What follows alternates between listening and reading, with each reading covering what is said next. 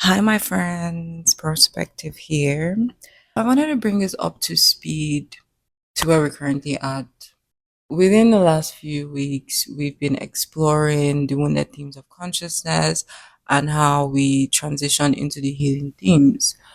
And in the most recent episode, I explored the mapping across the wounded themes and the healing themes so that we have a more tangible resource moving forward in our journey.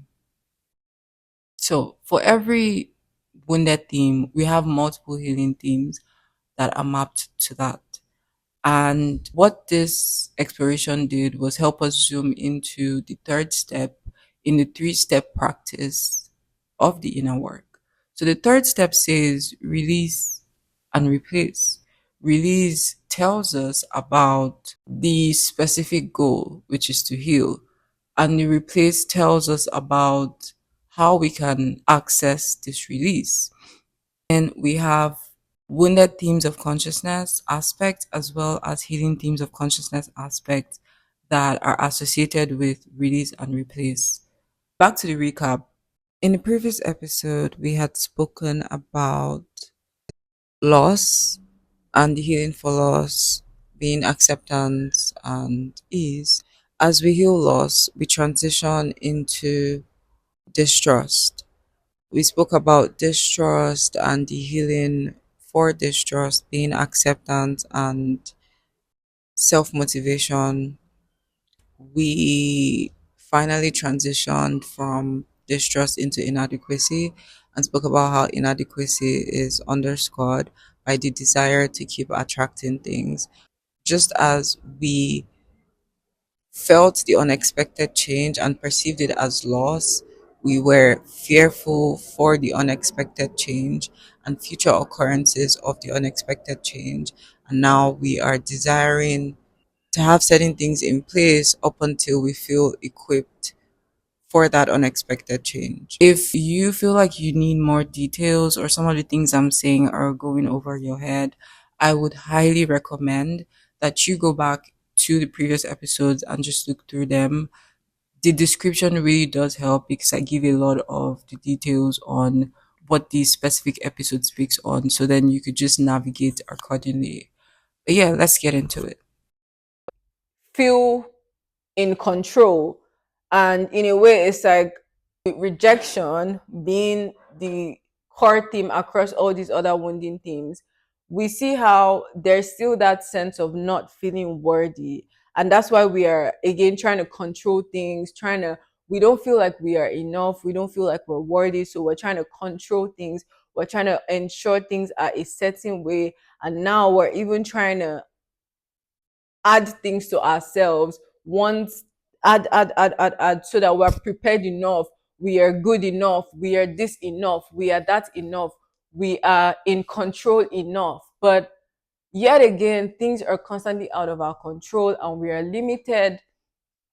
And yeah, we have to accept the truth that we're always doing the best that we can with our understanding of, having gotten to acceptance. Before you get to acceptance, you would naturally gravitate from accountability to ease to self-motivation to acceptance. So in a way, acceptance encapsulates accountability as well. So the idea is that we're saying, oh yeah, we're genuinely doing the best that we can because we've actually seen ourselves and faced ourselves, and truly we are trying to do the best that we can.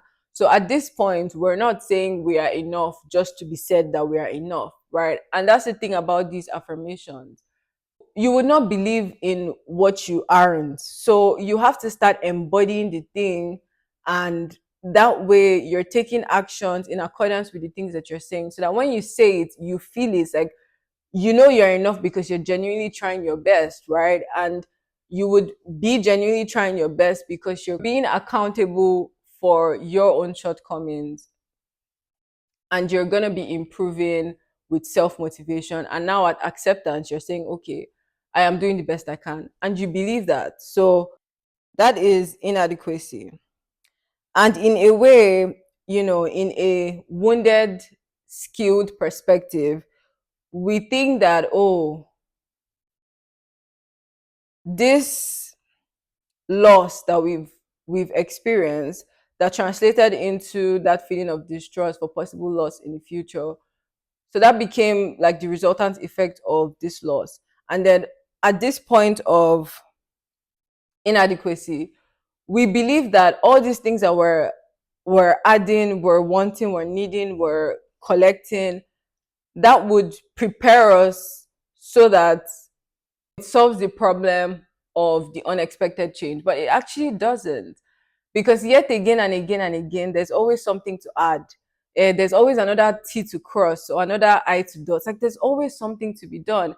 And if you want to keep going down that hill of adding and adding, you will add and add and add and add and add and add, and you will still not be content. So that's the thing. That's the thing about, and that's why I spoke of also when I was talking about accountability. If you want to look for problems, if you want to look for fingers to point at, you would have more than enough, because it never ends. It never ends. So the earlier that we realize that we are worthy, period, not because of the things that we're doing or the attachments that we're having or the external things that are happening in a certain way, just because we are, right? Then that really does solidify it, because there's nothing that you want or need that would make you feel better than when you get to that point. You get to the point where you've added like five things. At that point when you've added five things, you are not content. You want another five things again. So you're back to square one, and you're back to square one, and you're back to square one. It never ends. So it's like there's this illusion that, oh, okay, when I get to that point, I'll be fine. But when you get to that point, you're back to your starting point. And then you do another thing again, you amount to something. You're starting again. Like when you realize it, that there is no end to it, just as up until the journey is done for you, there is no end to life. You're going on a journey, it's continuous. So whatever it is that you're chasing is also continuous. If you decide to keep chasing, you will continue chasing and chasing and chasing, and you get to that point and you will chase.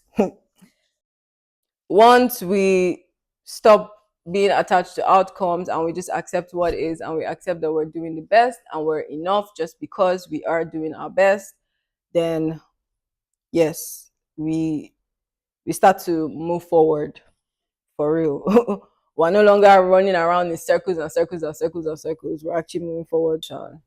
So at this point, we are again wanting, needing, wanting, needing. When we're transitioning into violation, you no longer just want or need, you expect things to be a certain way. So that's more aggressive. That's more coming from a place of like, I've been asking, I've been wanting and needing, and I've not had my expectations met, or I've not had my desires met. And so now I'm forcefully asking and demanding that things are done in a certain way. We demand that our needs are met now. We demand that our needs are met now, and you're angry, you're aggressive, trying to get your needs met. And again, that still underscores that need for something external to change, for the internal to feel worthy and just, great. So you're expecting that somebody does things in a certain way, and you're expecting that, your demands are met in a certain way. We expected this to happen in a certain way and it happened. That makes us feel like we're in control of our own lives, and then that makes us feel good. That doesn't change, does it? Doesn't change it. So for violation, the healing for violation, with understanding, acceptance, and ease. So, for understanding, what it's working on is seeking knowledge to find solution for suffering. So, Seeking knowledge to find solutions for violation or control in terms of suffering. I love to see it this way, that life provides us with opportunities to expand. Life provides us with the opportunity that is suffering to expand. Suffering is our opportunity to expand. When we're going through whatever it is that we're going through, the perception of the thing as in to be a suffering or painful situation really is just how we choose to see it. At the end of the day, it's an opportunity that we do not yet have a solution for. We see that suffering, which could be, in the case of violation, that angry need for change because of the wounding themes of consciousness. But when we start seeing suffering or pain as an opportunity to find a solution, which is what it is, then we start stepping into our true sovereignty. So now, life provides us these opportunities to expand, that is, suffering or pain, and then we provide the solution to this suffering. The solution we provide is based off of the knowledge that we can collect, the knowledge that we can gain, that we then apply in our actions so that we're able to provide solutions to whatever unique pain points. So, as we apply this knowledge into our actions, then we're able to key into that expansion. And this is what we call co creation. The idea that we are working with life, the idea that life or God, as you can see it, there is a higher intelligence. We are limited. That's just the human understanding. And so we're in an interaction with somebody and we're trying to understand where they're coming from so that we elevate our pains. And yet again, we don't really understand, right? But even the lack of understanding is information. There are opportunities arising. All of these resistance is an opportunity to probe, to find root causes, to truly understand the patterns at play, to truly understand how we see life, to truly understand how we see life versus how other people see life, truly understand our own wounded patterns, to identify the root beliefs that give rise to these actions, how we show up, and consolidate all that information in a way that we can apply and move forward in the best way possible for ourselves. Now, that information is very niche, is very peculiar to our own use cases. But whenever we see that show up in life, it may not be the exact same way, but if it has elements of the wounding patterns, you can still relate to that to some degree. That is why we are yet again reflections of other people. The parts of other people that are very obvious to us are parts of ourselves that we see. So, all of this to say, information, knowledge is what we use to alleviate suffering. Suffering is just a perception of the thing or the circumstance that we're going through. Once we understand that this is an opportunity to expand, when we feel violated about something, we can look within ourselves and figure out why we even feel that way. And then we can start to understand ourselves, understand the situation at hand, and see it for what it truly is, not in the biased sense, because again, we are limited. But as we probe, as we inquire, as we're curious, we start to break the limitations that we set for ourselves. We're able to start seeing other people's perspectives, even though we don't understand it yet.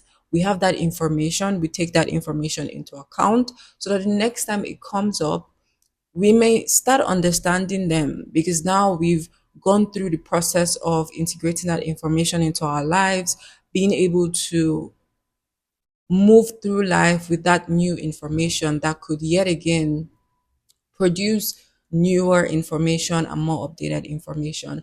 As things change for us in other areas of our lives, these informations are changing as well. They're being updated. And all of this to say, we are moving, we are evolving as life gives us the opportunity to do so. So this becomes a co creation. When things change tomorrow, it would no longer be, oh, I feel a sense of loss, or, you see what you gain, you see an opportunity to expand your mind and to evolve.